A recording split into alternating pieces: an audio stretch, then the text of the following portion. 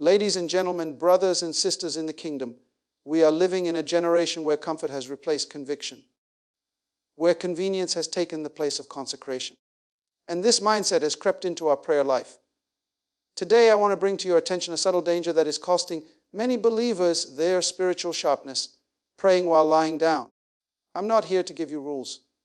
I'm here to call you back to kingdom order. Because when the Bible speaks, it doesn't just give suggestions, it sets divine standards. Posture reflects priority.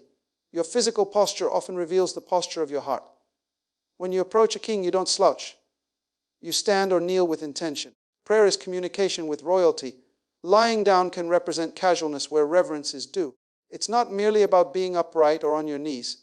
It's about what your body is communicating to heaven. Every act in the kingdom has meaning, and posture is prophetic. When you stand before the Lord, you are declaring, I am present, alert, and intentional.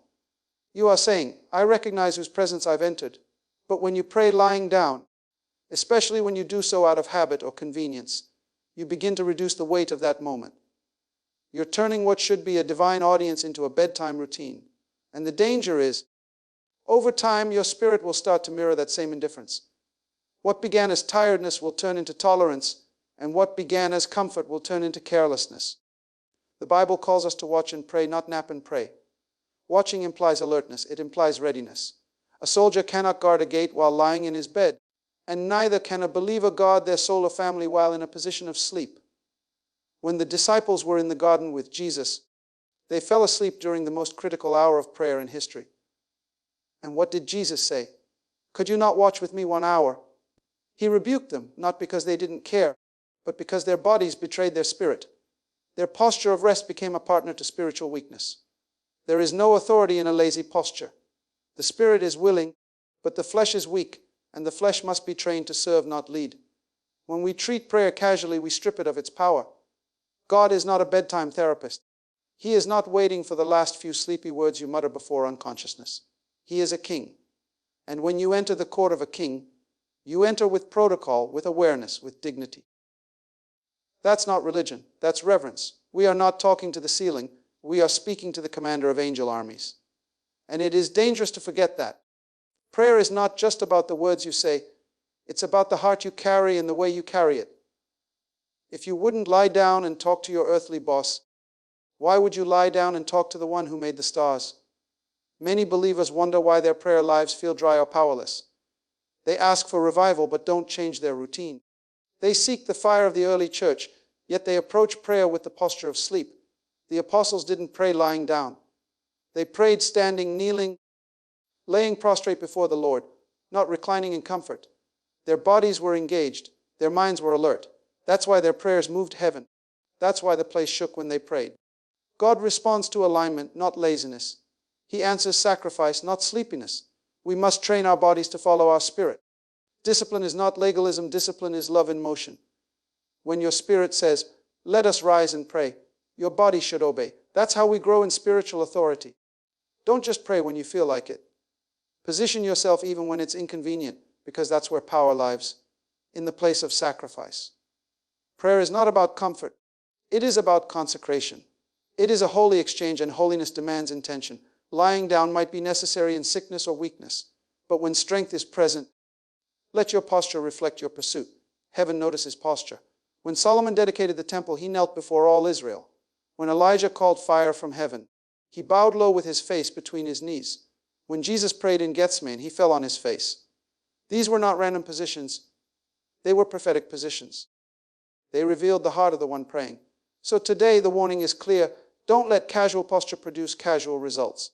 Your posture is a form of prophecy. It declares how much you believe the one you are addressing. And your results in prayer will always reflect your reverence in posture. Drowsy prayers are powerless prayers. The Bible says watch and pray, not nap and pray.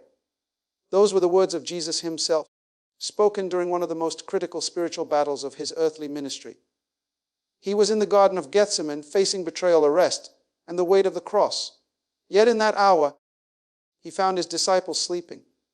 3 times he returned to them, and 3 times they had dozed off. That wasn't just physical exhaustion, it was a spiritual disconnect. Jesus didn't say, at least you prayed a little before you slept. He said, Could you not watch with me 1 hour? Because in the kingdom, watching and praying go together. They are twins. Alertness in the spirit must match your petition in the mouth. You cannot partner with God's agenda in a drowsy state. Heaven doesn't move because of sleepy whispers. It responds to fervent intercession. Prayer is spiritual warfare. It's not a bedtime routine or a background activity. It's a divine transaction, a transfer between the invisible and visible realms. And if you treat a war like a lullaby, don't be surprised when you lose territory. The devil doesn't wait until you're fully awake to attack. He loves to strike when you are tired, when you are dull, when you are spiritually passive. That's why Jesus warned, watch and pray lest you enter into temptation. Because temptation doesn't wait until morning. It shows up when your guard is down. And one of the ways the guard goes down is through spiritual drowsiness. Not just physical tiredness, but that lack of urgency, that half-hearted whisper, that distracted mind that thinks it's praying but is actually drifting. Lying down while praying is not always wrong, but it is risky. Because prayer is not just about uttering words, it's about engaging in battle. And no soldier goes to war lying down. No warrior sharpens their sword with their eyes half closed. Imagine a watchman on the city wall saying, I'll just lie down and watch. He wouldn't last an hour. Neither do we when we treat prayer as something optional or casual. Spiritual laziness is one of the devil's greatest tools. He doesn't have to stop you from praying. He just needs to lull you into praying passively. He'll rock you to sleep with comfort, so that your mouth says the right things, but your spirit is disengaged. There is no power in prayers that never reach heaven, and many of those are buried in yawns and unfinished sentences whispered into a pillow. You may have good intentions, but heaven responds to action, not intention. Faith without works is dead, and prayer without alertness is powerless. The early church prayed in one accord. They assembled, they fasted, they pressed in, they stayed up through the night. Paul and Silas prayed and sang in prison, not lying down in defeat, but rising up in praise. Their chains didn't break because they murmured sleepy prayers. Their breakthrough came because their spirit overpowered their environment. Today, the Spirit of God is calling the church back to alertness. We must shake off the spirit of slumber. There is too much at stake to pray like we're trying to fall asleep. There are families to intercede for, cities to shift, lives to transform. How can we ask God to move mountains while we can't even stay awake? It's time to pray like warriors, not like wanderers. Time to rise, not recline. Time to war, not whisper. The days are evil. The stakes are eternal. The kingdom of darkness is not napping, and neither should we. Drowsy prayers won't shake nations. But fervent, alert, intentional prayers, those are the ones that heaven honors and hell fears. God responds to intentional approach. He is not moved by mere volume, repetition, or emotional display. He is not impressed by noise, but by order, by the alignment of heart, mind, and body in reverence to His presence. Prayer is not about how loud you can get. It's about how aligned you are when you come. And alignment demands intentionality. It demands focus as discipline. When you come before God without care, without thought, without posture, you are not honoring His position as king. You are simply performing a religious duty without understanding the royal nature of the moment. Coming to God while lying down might be comfortable, but comfort is not always spiritual. Sometimes it reveals a deeper issue, laziness in the spirit. It says, I want to speak to you, God, but not enough to get up. It whispers, I believe in prayer, but not enough to treat it like a priority. It's a subtle attitude, but in the realm of the Spirit, subtlety speaks volumes. Heaven doesn't just hear what you say, it sees how you come. And there is a difference between a child crawling into their father's lap and a believer coming before the King of Glory.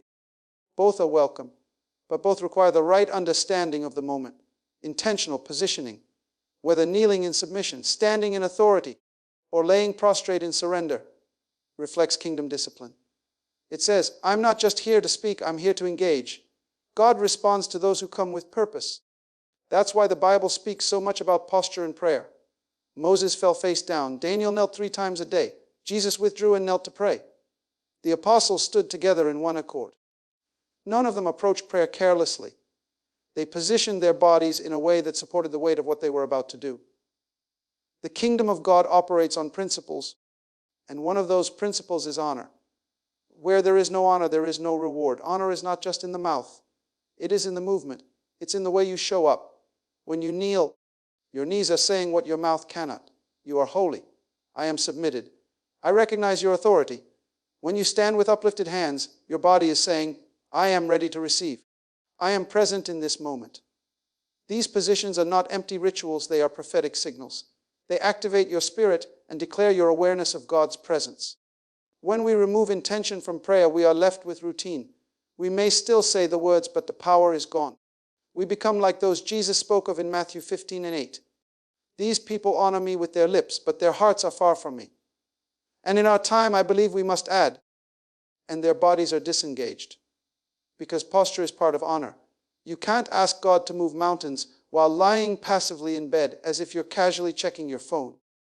You're not talking to your friend. You're entering the throne room of majesty. Too many believers have reduced prayer to a last-minute whisper, squeezed into the final moments of the day. They give God their leftovers, the time when their mind is foggy and their body is shutting down.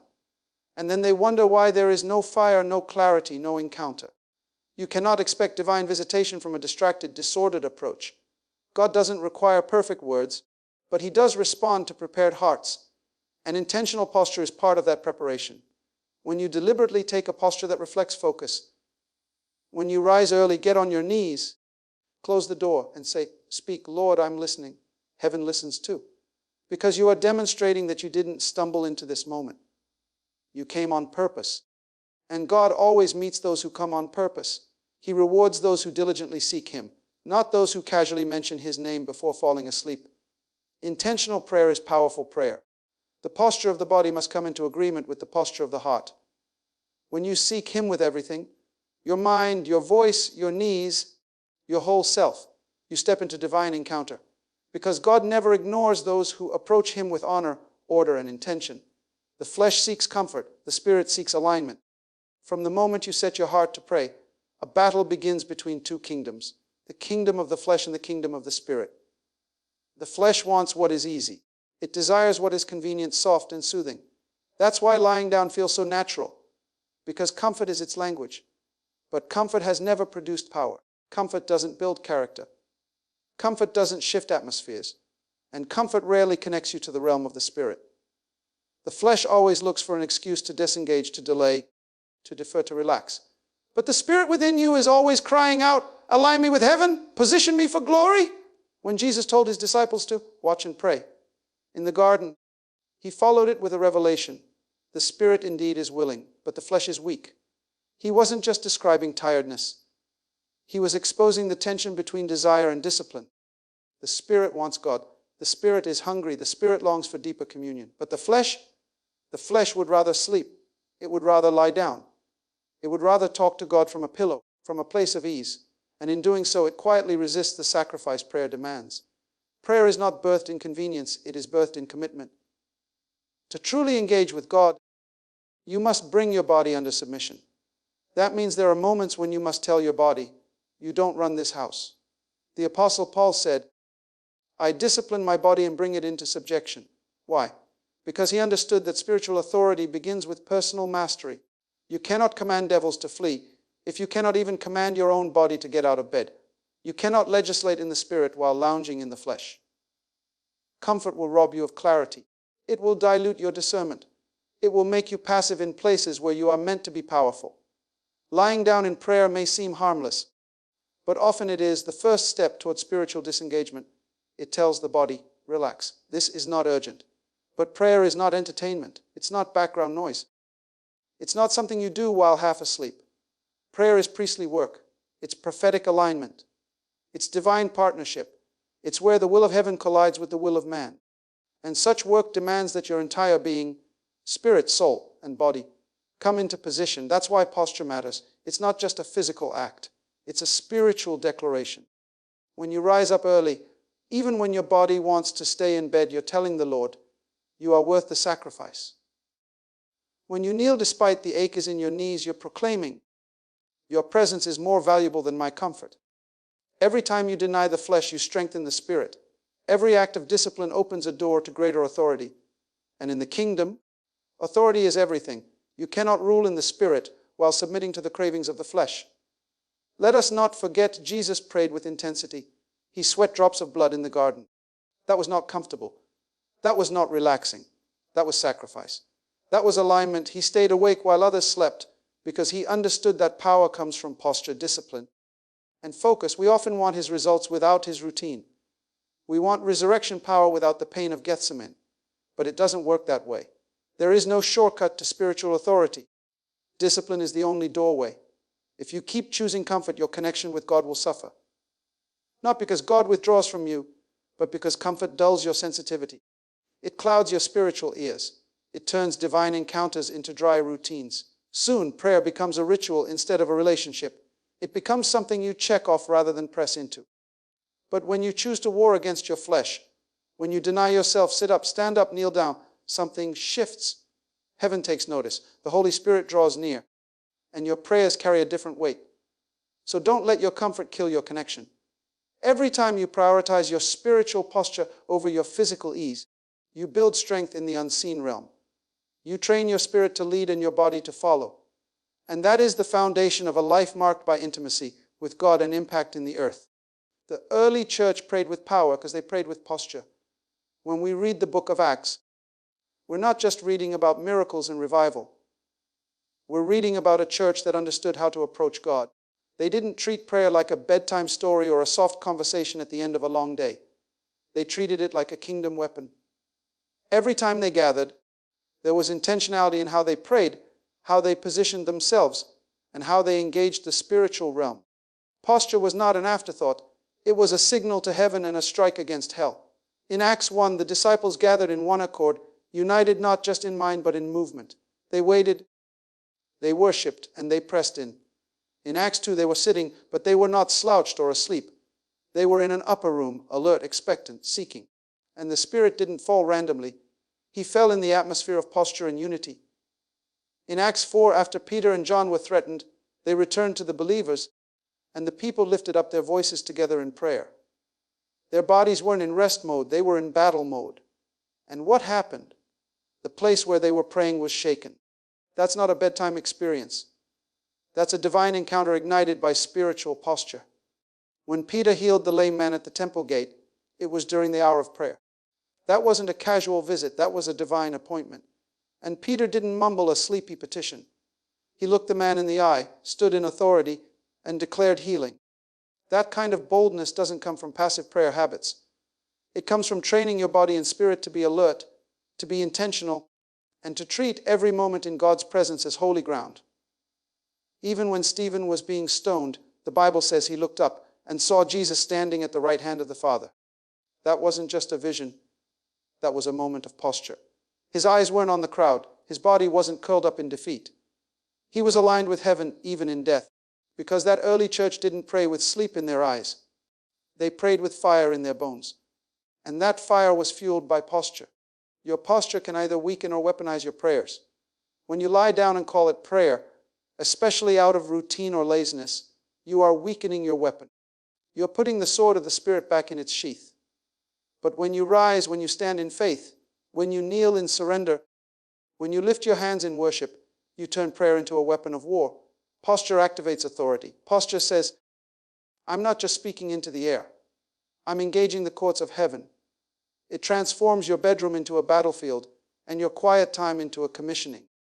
The early church didn't casually whisper their way into revival. They contended, they cried out, they postured themselves in prayer until things shifted. And we say we want that power. We say we want the miracles, the signs, the wonder. But do we want the posture that made it possible? Because revival doesn't fall on the comfortable. It falls on the consecrated. It finds those who prepare the altar with reverence and stand before God with awareness. There's a reason the church shook cities. There's a reason demons fled and prisons opened. Their prayers had weight, and that weight was built on posture.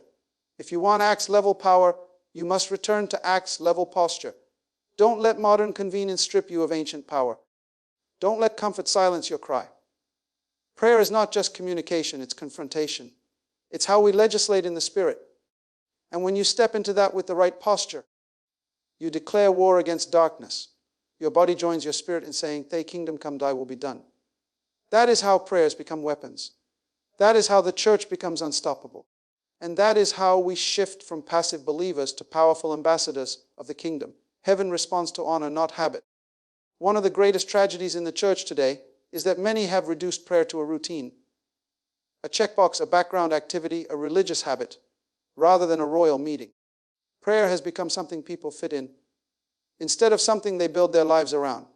But God is not looking for rehearsed monologues or sleepy rituals. He responds to honor, and honor is always expressed in how we approach Him.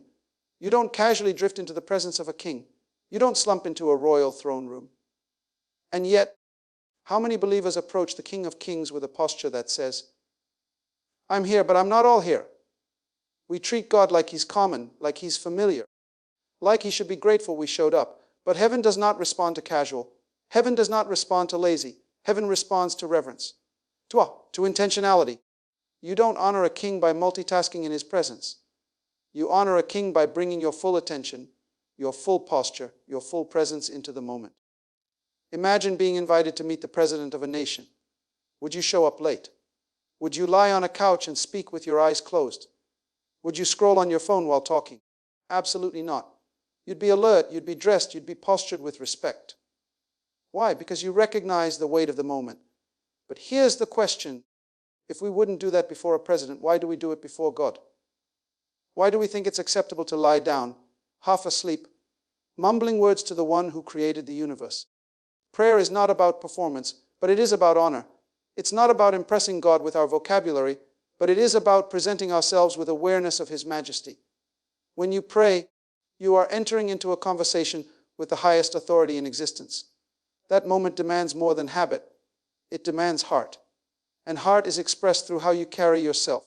When Moses encountered God at the burning bush, the first thing God said was, "Take off your sandals, for the place where you stand is holy ground."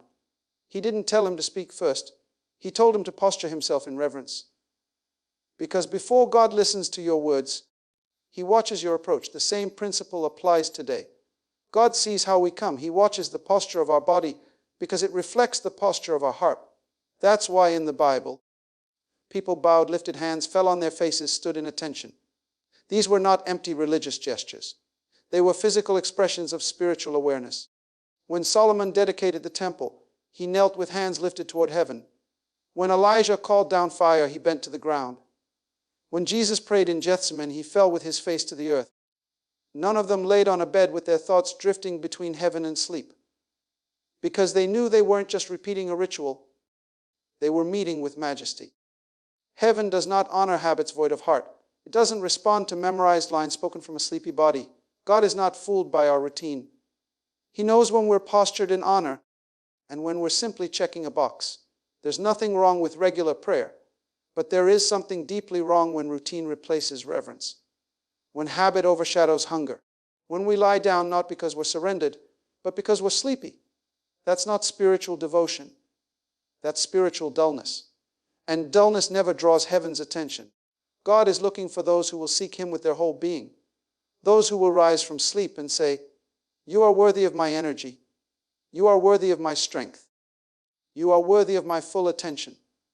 Those who will enter prayer like they're entering the throne room, not dragging their feet, not lying in bed, but standing, kneeling, or bowing in awareness that this is holy. That's the kind of prayer that moves heaven. That's the kind of prayer that brings revelation, breakthrough, and divine alignment.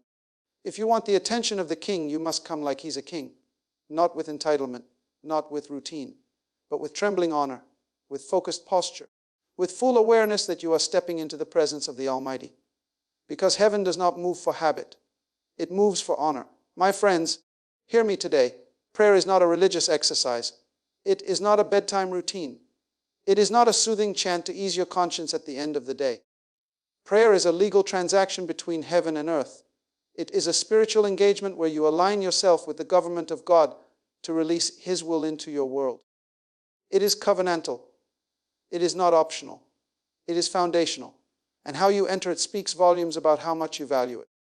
You were not created to sleep through your assignments. You were not called to yawn through your breakthroughs. The posture of your body reveals the seriousness of your spirit. And in the kingdom, honor is the currency of access. God will not reveal His secrets to the sleepy. He will not entrust authority to the careless. Heaven looks for the disciplined, the alert, the intentional, those who understand that posture is prophetic. It is a mirror of your heart and a signal to the spirit world that you are ready. The throne room is not your bedroom. The king's chamber is not your comfort zone. When you lie down in the flesh, you lie down in authority. When you yield to comfort, you sacrifice clarity. When you treat sacred moments as secondary, you rob yourself of supernatural results. But when you rise in reverence, when you posture yourself with purpose, when your knees, your hands, your eyes, your voice come into full submission to the majesty of God, something shifts, something moves. Heaven stands at attention. You were born to legislate. You were born to declare. You were born to intercede. But if you treat prayer like a pillow, you will never walk in power. If you approach the King like he is common, you will never experience his glory. I call you today, rise from that bed, shake off the slumber. Let your posture match your calling. Let your discipline reveal your desire. Because the King is waiting. The court is in session. The angels are listening. And your posture may be the very key that opens heaven's response. This is not the season for casual prayers. This is the hour for kingdom posture. Stand up. Kneel down. Lift your hands. Engage your body. Let all of you worship him, because the way you approach determines what you receive, and heaven responds not to habit, but to honor.